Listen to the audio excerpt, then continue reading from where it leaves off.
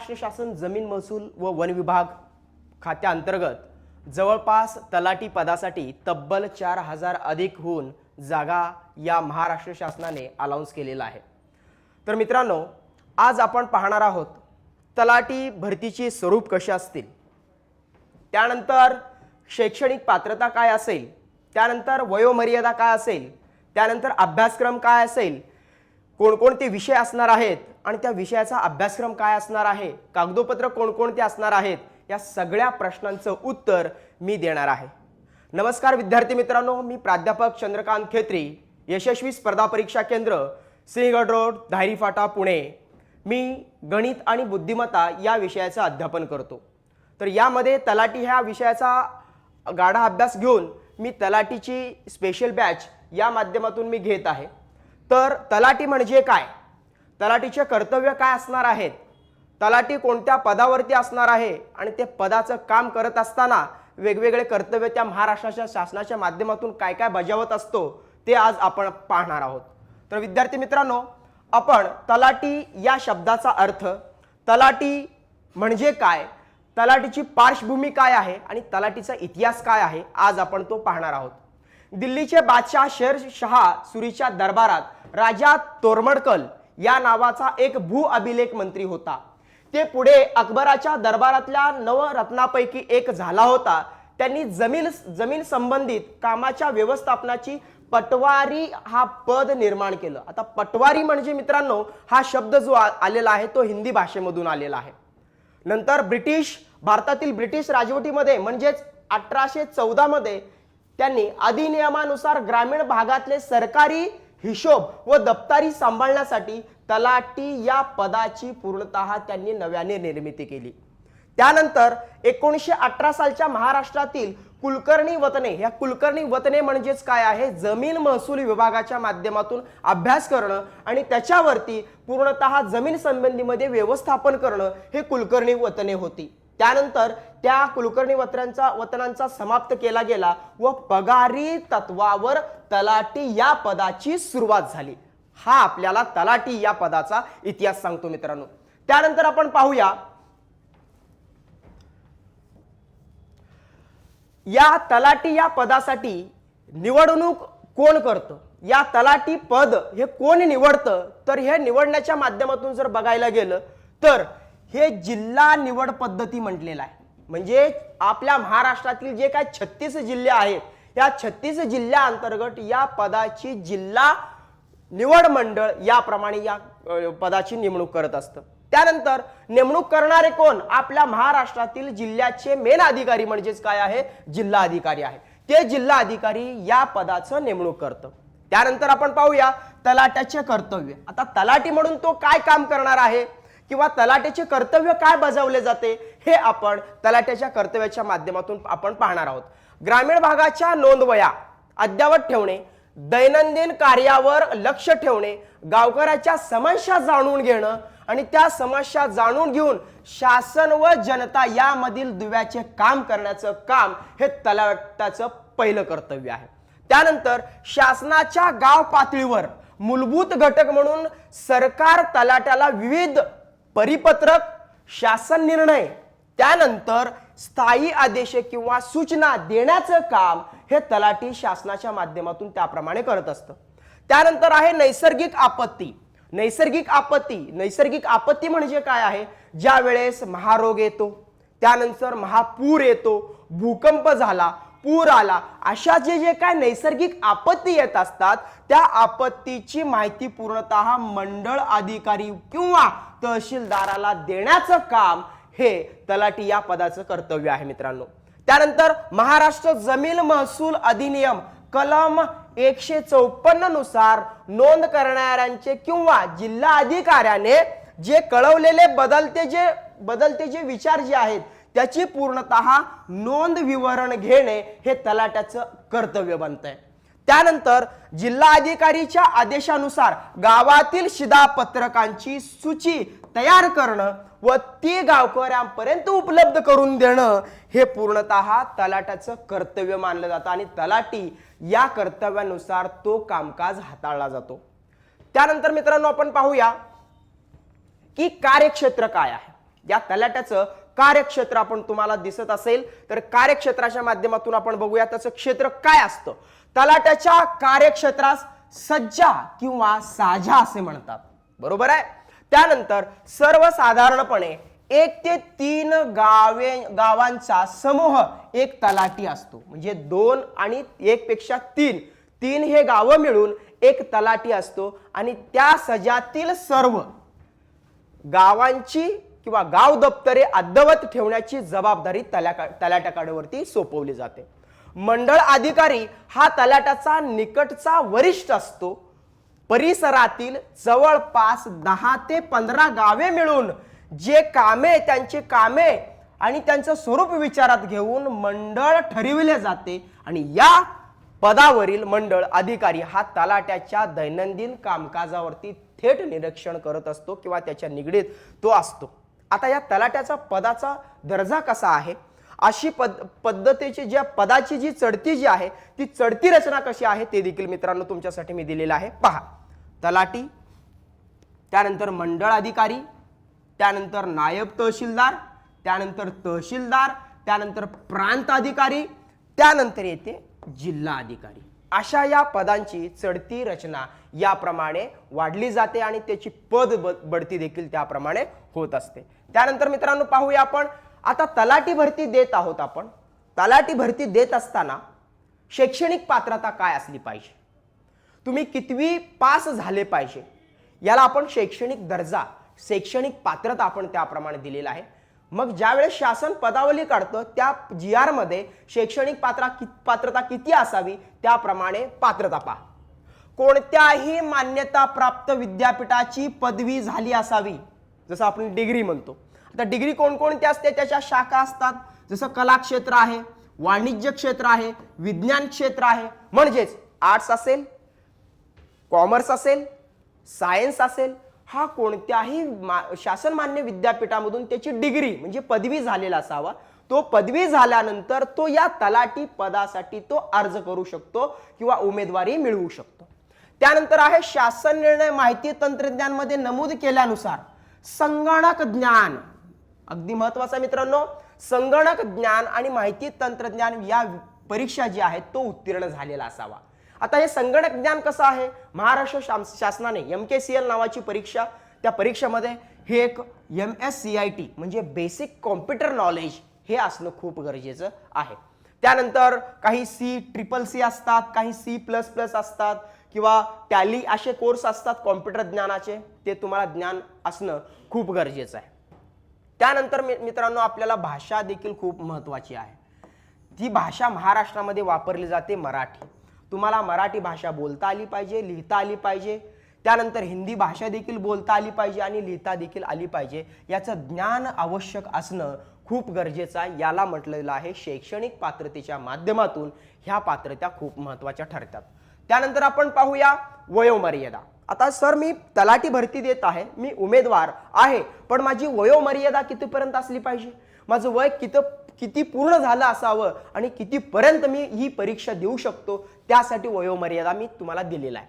आता वयोमर्यादेच्या माध्यमातून मित्रांनो कॅटेगरी निवडलेले आहेत. ज्यावेळेस शासन पद काढतं, ज्यावेळेस शासनाचा GR येतो, त्यावेळेस वेगवेगळ्या जात वर्ग प्रमाणे ह्या पद निवडले जातात आणि त्या जात वर्ग प्रमाणे तशी वर्गामध्ये प्रवर्गामध्ये किंवा त्या जात वर्गामध्ये त्यांनी मुभा दिलेली आहे किती वर्षापर्यंत. आता जर बघायला गेलं खुला वर्ग मित्रांनो ओपन कॅटेगरी येते. ओपन कॅटेगरीच्या माध्यमातून आपण बघतो त्याचे वय वर्ष 18 हे पूर्ण झाले असावे आणि तो 38 वर्षापर्यंत या तलाठी उमेदवारासाठी तो अर्ज भरू शकतो. त्यानंतर आपल्या मागासवर्गीय जात वर्गामध्ये भरपूर काही जात येतात, तसं विजा आहे, भज आहे, विमुक्त जाती जमाती आहे, भटक्या जाती जमाती आहे, त्याच्यामध्ये आहे, ब आहे, क आहे, ड आहे. विमुक्त जाती जमाती आहे, इतर मागासवर्गीय आहे. त्यानंतर SEBC हे देखील एक जात वर्ग म्हटलेला मित्रांनो. त्यानंतर आहे EWS म्हणजेच काय, इकॉनॉमी वीकर शेड्यूल म्हटलं जातं याला. याच्यामध्ये OBC, SC, ST, EWS अशा काही जात वर्ग याप्रमाणे येतात. त्या जात वर्गांना दिलेला आहे वय वर्ष 18 कंप्लीट असणं खूप गरजेचं आहे. त्यानंतर तो जवळपास 43 वर्षापर्यंत हे उमेदवार अर्ज किंवा परीक्षेचा अर्ज तो भरू शकतो. त्यानंतर पाहूया मित्रांनो, काही उमेदवार असतात, उमेदवारामध्ये त्यांच्या कुटुंबावरती नैसर्गिक आपत्ती निर्माण झाली असते, तसं की प्रकल्पग्रस्त आहे, त्यानंतर भूकंपग्रस्त आहे, किंवा काही विद्यार्थी आपले अपंग वगैरे असू शकतात, असे उमेदवार देखील आहेत.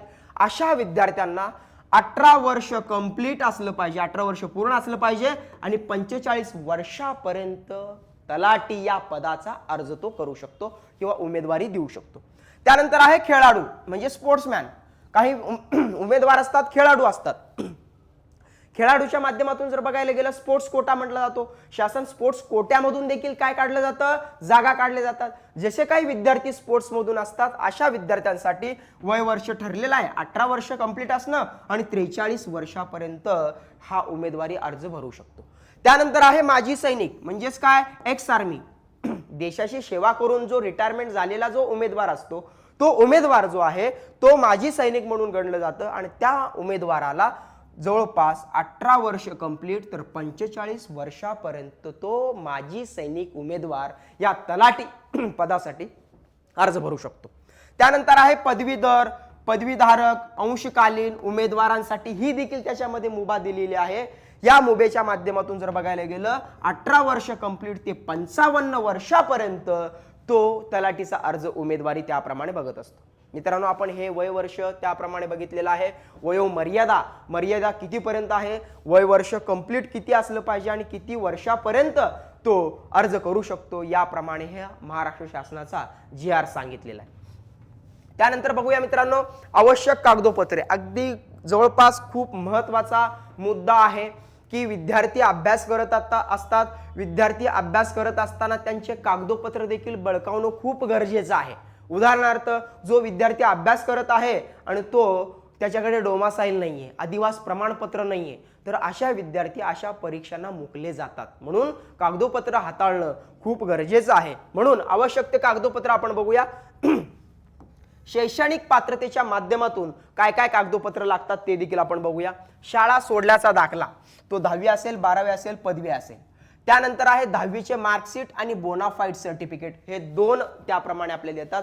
गुणपत्रक आणि सनद म्हणून हे गणलं जातं. त्याप्रमाणे 10वीचं मार्कशीट आणि बोर्ड सर्टिफिकेट. त्याचबरोबर 10वी झाल्यानंतर आपण 12वीची मार्कशीट घेतो. त्यानंतर 12वीचं सर्टिफिकेट देखील आपल्याला बोर्ड सर्टिफिकेट असणं खूप गरजेचं आहे. त्यानंतर आहे पदवीचे प्रमाणपत्र. आता तुम्ही डिग्री झालात, आर्ट्स झालं, सायन्स झालं, कॉमर्स झालं, कुठलीही डिग्री प्राप्त केलात तर ते प्राप्त केल्याचा पुरावा तुम्हाला दाखवण्यासाठी तुम्हाला पदवीचं प्रमाणपत्र म्हणजे डिग्री सर्टिफिकेट हे दाखवणं खूप गरजेचं आहे. यावरतूनच तुमचं ठरवलं जातं तुम्ही या पात्रतेसाठी आहात की नाही.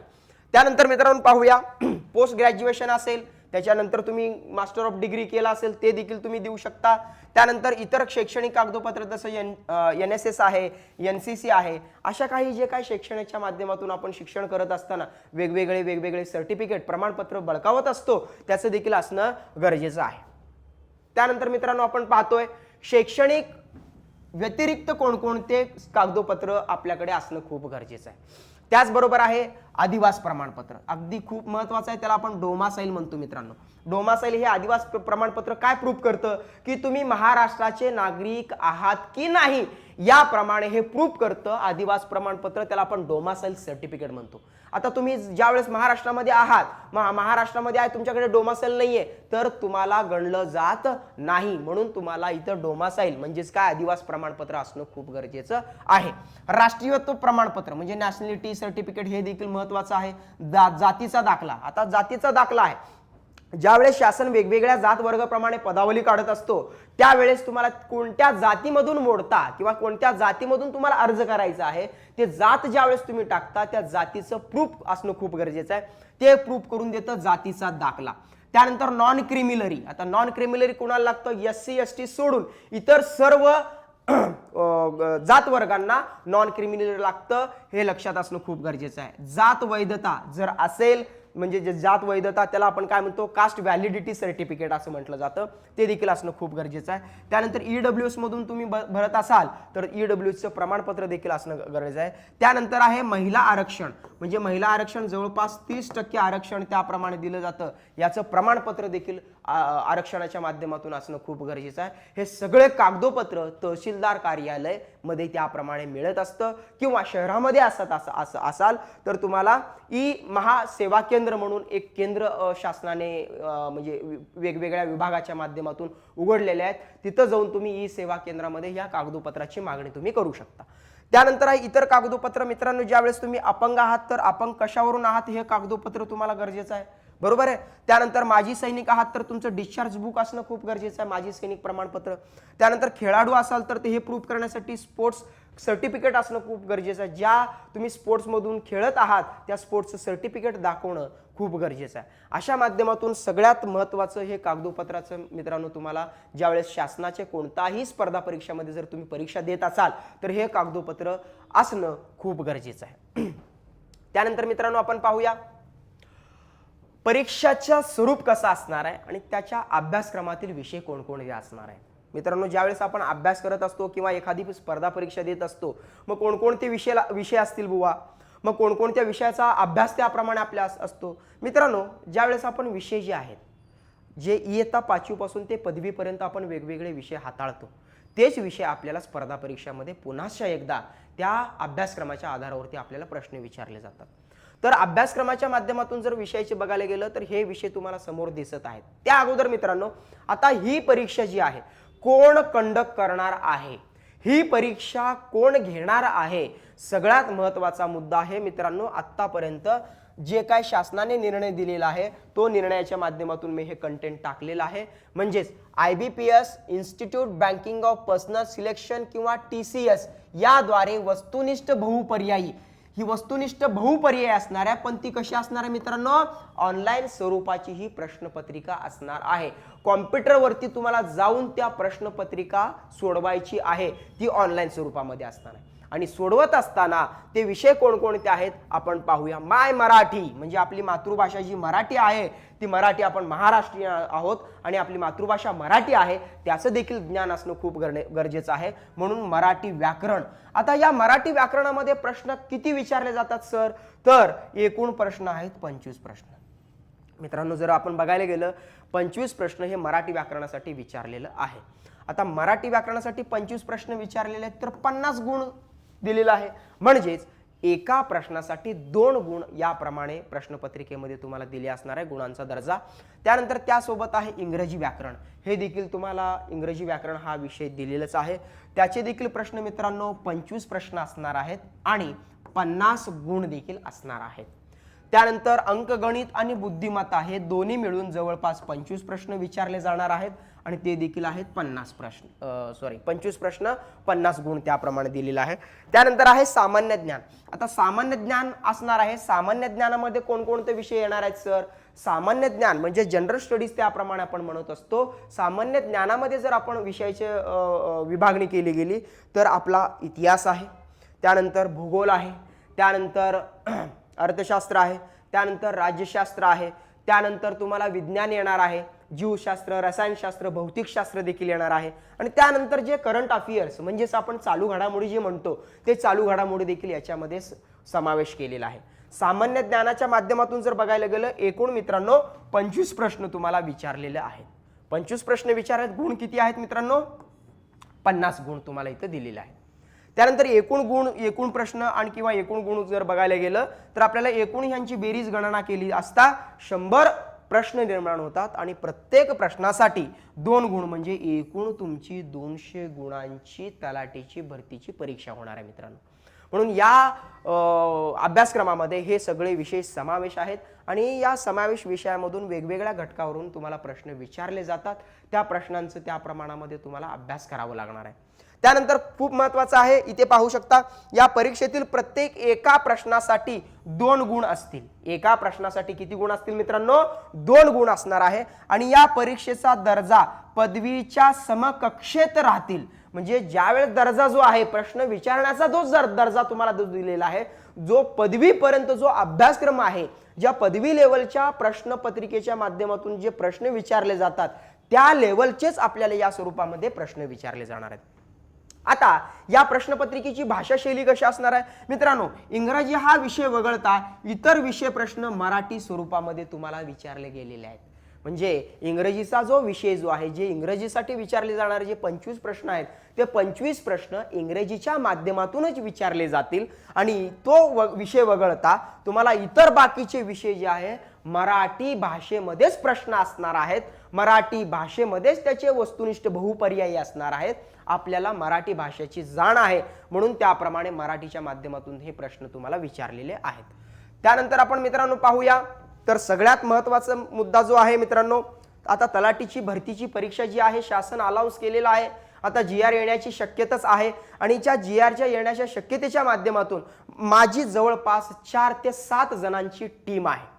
मी जवळपास यशस्वी स्पर्धा परीक्षेच्या केंद्राच्या माध्यमातून या स्पर्धा परीक्षामध्ये अध्यापन करण्यासाठी जवळपास मी 8 ते 10 वर्ष या क्षेत्रामध्ये आहे आणि माझे सहकारी मित्र देखील याप्रमाणे आहेत आणि वेगवेगळ्या विषयाच्या माध्यमातून मी ते तुम्हाला विषय जे आहे अगदी खोलापर्यंत उतरण्यासाठी जे नामांकित आणि दांडगा अनुभव असलेले प्राध्यापक वर्ग जे ऑफलाईन आणि ऑनलाईनच्या माध्यमातून तुम्हाला ते अध्यापन करणार आहेत. मित्रांनो, ओन्ली सरळ सेवा हा कंटेंट घेऊन चाललेलो आहे मी. सरळ सेवेच्या माध्यमातून जे परीक्षा दिले जातात त्याचं पूर्णतः अध्यापन करण्यासाठी हे यशस्वी स्पर्धा परीक्षा केंद्राचं व्यासपीठ आहे.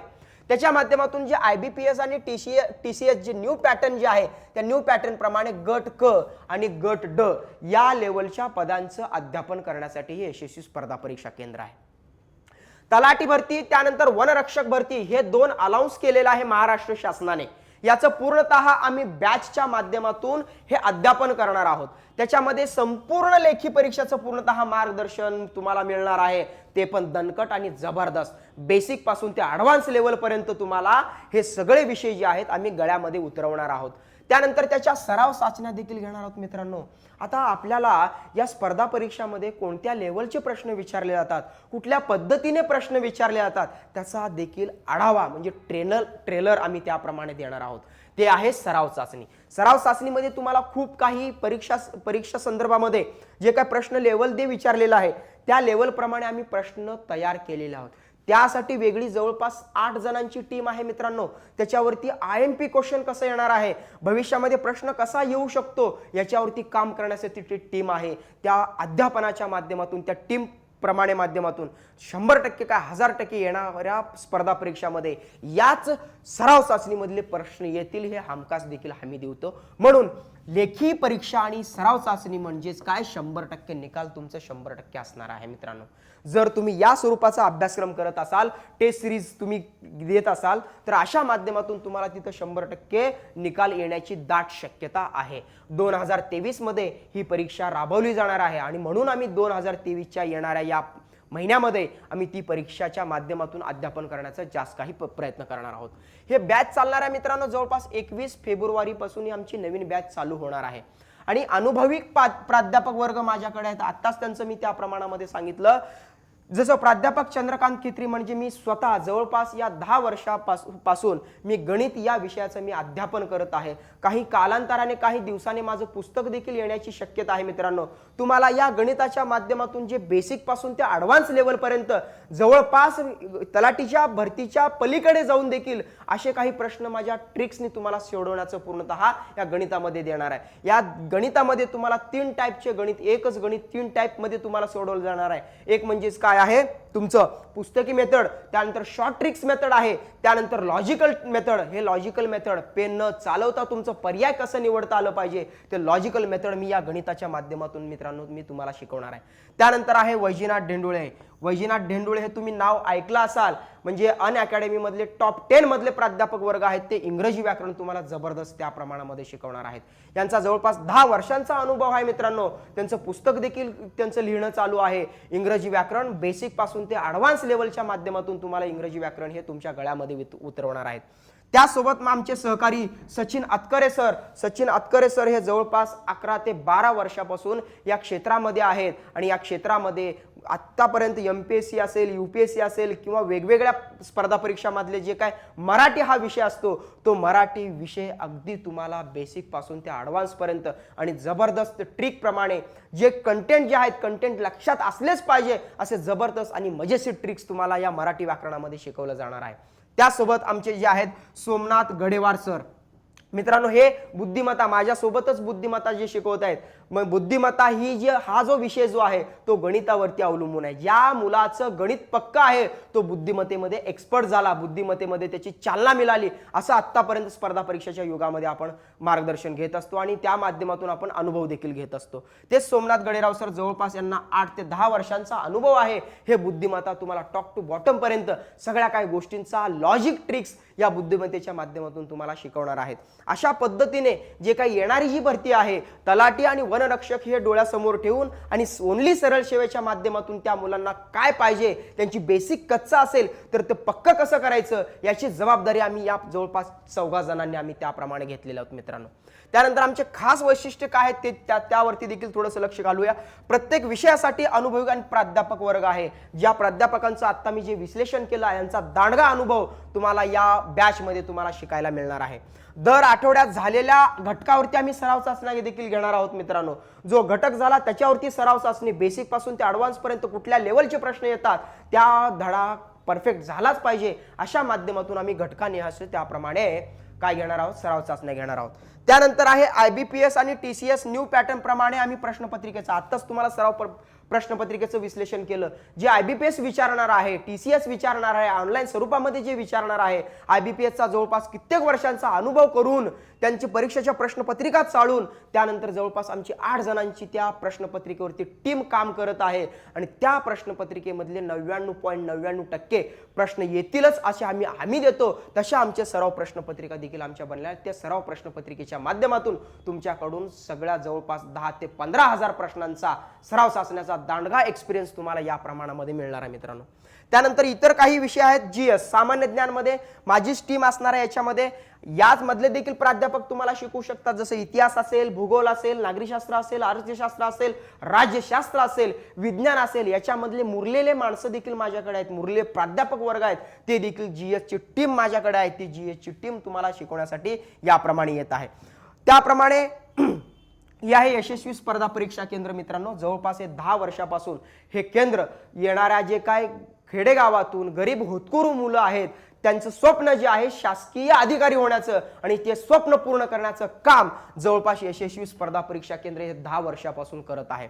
अशा माध्यमातून आता हे जी बॅच राबवली जाणार आहे ही जवळपास 3 महिन्याची स्पेशल बॅच असणार आहे. प्लस देखील होऊ शकतं, 1 महिना देखील वाढू शकतो. 3 ते 4 महिन्याच्या आत हा अभ्यासक्रम तुम्हाला सगळा अभ्यासक्रम व्यवस्थित या समजेल उमजेल या माध्यमातून आपल्याला करायचं आहे मित्रांनो. तर प्रथम येणारे विद्यार्थी जे आहेत 20 विद्यार्थी, काही होतकरू मुलं असतात. आता होतकरू मुलं म्हणजेच काय खेडेगावामधून येतात, त्यांची परिस्थिती नसते, अशा विद्यार्थ्यांसाठी आम्ही काय ना काय फुल नाही फुलाची पाकळी, एक गुरु आणि शिष्य यामधलं नातं म्हणून आपण गुरुदक्षिणा काय मानधन थोड्या स्वरूपामध्ये घेणार आहोत. म्हणून पहिल्या जे 20 विद्यार्थी आहेत त्यांना काय ना काय आम्ही सवलतीच्या माध्यमातून आम्ही त्यांची फी आकारणार आहोत. याचं जी फी स्ट्रक्चर जे असणार आहे, काय फीज असणार आहेत, काय कालावधी असणार आहेत ते तुम्हाला या व्हिडिओच्या माध्यमातून देखील देण्याचा पुरेपूर मी प्रयत्न करणार आहे. त्या पुढच्या व्हिडिओमध्ये ह्या सगळ्या फी स्ट्रक्चर त्याप्रमाणे आहे. त्यानंतर मला जर संपर्क साधायचा असेल मित्रांनो तर 9284 25 32 39 या नंबरवरती तुम्ही काय करू शकता, संपर्क साधू शकता किंवा 99 23 17 53 11 याप्रमाणे देखील हे मोबाईल नंबर आहे, याच्यावरती संपर्क साधू शकता. आतापर्यंत ह्या सगळ्या गोष्टी मी तलाठीच्या माध्यमातून सांगितल्या, तर त्याच्यामध्ये शंका किंवा कुशंका जर असेल तर या नंबरवरती संपर्क साधा. तुमच्या शंकाचं निरसन करण्यासाठी मी तत्पर असणार आहे. तर हे बॅच कुठे लॉन्च होणार आहे, कुठे असणार आहे तर केतकी बिल्डिंग, अलका टॉकीज चौक, शास्त्री रोड, पुणे येथे ही बॅच कंडक्ट केली जाणार आहे. त्या इन्स्टिट्यूटच्या आमच्या या स्पर्धा परीक्षेची जी काय इन्स्टिट्यूट आहे त्या इन्स्टिट्यूट या पत्त्यावरती दिलेला आहे आणि या पत्त्यावरती हे सगळे बॅच जी आहे कंडक्ट केली जाणार आहे. आणि ही बॅच सध्या ऑफलाईनच्या माध्यमातून देणार आहोत. त्यानंतर काही दिवसामध्ये आमच्या महाराष्ट्राचे जे काही विद्यार्थी आहेत आमच्याकडे संपर्क करतायत ते पुण्यामध्ये येऊ शकत नाहीत, अशा विद्यार्थ्यांसाठी देखील आम्ही ऑनलाईन प्लॅटफॉर्म नुकतेच आम्ही लॉन्च करणारच आहोत. ते देखील त्याची मी तुम्हाला डेट सांगेलच. तर तत्पूर्वी ही जी बॅच जी आहे टोटल ऑफलाईन असणार आहे मित्रांनो. ज्यांना ऑफलाईन करायचं आहे त्यांनी या नंबरवरती संपर्क साधा आणि तुम्ही तलाठी होण्याचं स्वप्न किंवा वनरक्षक होण्याचं स्वप्न तुम्ही त्याप्रमाणे बाळगलेलं आहात आणि हे स्वप्न पूर्ण करण्याचं काम आम्ही हे टीम किंवा यशस्वी स्पर्धा परीक्षा केंद्र तत्पर असणार आहे. मित्रांनो, ज्या वेळेस आपण एखादं स्वप्न बघत असतो किंवा एखादं लहानपणी आपल्याला कोणीतरी काका असेल, आजोबा असेल, हे तुम्हाला प्रश्न विचारलेले असतात, बाळा मोठं झाल्यानंतर काय होणार आहे? कोणी म्हणतं जिल्हाधिकारी, कोणी म्हणतं इंजिनियर होणार, कोणी म्हणतं तलाठी होणार, कोणी म्हणतं पोलीस होणार. असे वेगवेगळे प्रश्न आपण त्याप्रमाणे प्रश्नाचं उत्तर आपण देत असतो. पण हे होण्यासाठी आपल्याला परिश्रम देखील खूप महत्त्वाचा आहे, प्रामाणिकपणा देखील याच्यामध्ये खूप महत्त्वाचा आहे, निर्मळ मनाप्रमाणे देखील अभ्यास करणं खूप गरजेचं आहे. अभ्यास जर प्रॉपर तुम्ही केलात तर तुमचं पद कुणीही तुमच्याकडून हिसकावू घेणार जाणार नाही. तर अशा माध्यमातून म्हणजेच तलाठी भरती आणि वनरक्षक भरती ही जी भरती जी आहे या भरतीचं पूर्णतः आढावा याप्रमाणे मध्ये दिलेला आहे. तर जर तुम्ही आमच्याकडे येत असाल तर आम्ही देखील प्रामाणिकपणे आणि तुम्ही देखील प्रामाणिकपणे या स्वरूपाने अभ्यास करायचा आहे आणि अभ्यास करून जे तुमचे स्वप्न आहेत ते स्वप्न पूर्ण करायचं आहे. तर मित्रांनो, एक आपल्या म्हणजे रामायणामध्ये काही गोष्टी दडलेल्या आहेत, त्या काही गोष्टी आहेत आणि त्या काही गोष्टीप्रमाणे आपण वागत असतो तर संधी आपल्याला साधून येते. संधी कशी येते, काय येते आपल्याला माहीत नाही, पण ते संधी ज्यावेळेस येते आणि संधी बळगावून त्याप्रमाणे तो संधीचं सोनं करता आलं, तो यशाचं शिखर गाठलं जातं. असं याप्रमाणे या संधी येत असते आणि ही संधी तुम्हाला आलेली आहे, संधीचं सोनं कराल ही अपेक्षा बघतो. त्याचप्रमाणे रामायणामध्ये प्रभू रामचंद्रांचं दर्शन घ्यायचं असेल तर आपल्याला कसं घ्यावा तर त्याप्रमाणे महाभारतामध्ये काही श्लोक तुम्हाला मी ऐकून दाखवतो. पता नहीं किस रूप में आकर नारायण मिल जाएगा, निर्मल मन के दर्पण में वह राम का दर्शन पाएगा. पता नहीं किस रूप में आकर नारायण मिल जाएगा, निर्मल मन के दर्पण में वह राम का दर्शन पाएगा. खरंच मित्रांनो, निर्मल मनाने, स्वच्छ मनाने, प्रामाणिकपणे जर तुम्ही अभ्यास केलात तर तुम्हाला हे तलाठी पद मिळणार म्हणजे मिळणार, हे मी तुम्हाला आश्वासन देतो. आणि ज्या वेळेस तुम्ही माझ्याकडे जुडाल, माझ्याकडे याल, नक्कीच ते स्वप्न पूर्ण करण्यासाठी ही टीम आणि हे यशस्वी स्पर्धा परीक्षा केंद्र तत्पर असणार आहे. तर तुमचं स्वप्न करायचं असेल तर आजच संपर्क साधा आणि तुमचा प्रवेश निश्चित करा. परत एकदा सांगतो, नवीन बॅच जी आहे 21 फेब्रुवारीपासून ऑफलाईनच्या स्वरूपामध्ये पदार्पण होणार आहे. त्यासाठी तुमचे जे ॲडमिशन जे आहेत, प्रवेश घ्यायचा असेल तर दिलेल्या संपर्क करा किंवा येऊन भेटू शकता. तर मित्रांनो, सगळी माहिती मी सांगितलेली आहे, तर त्याप्रमाणे काही अडचण असल्यास मला संपर्क करू शकता आणि मी इथे रजा घेतो. नमस्कार, जय हिंद, जय महाराष्ट्र.